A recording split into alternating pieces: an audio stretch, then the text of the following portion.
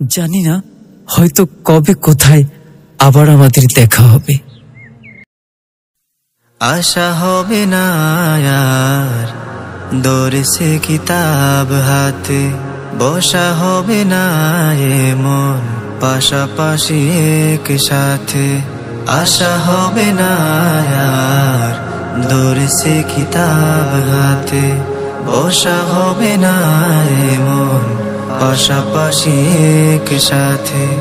জমে থাকা কথাগুলো হবে না বলা, যাদের সাথে ছিল দিবানিশি পথ চলা।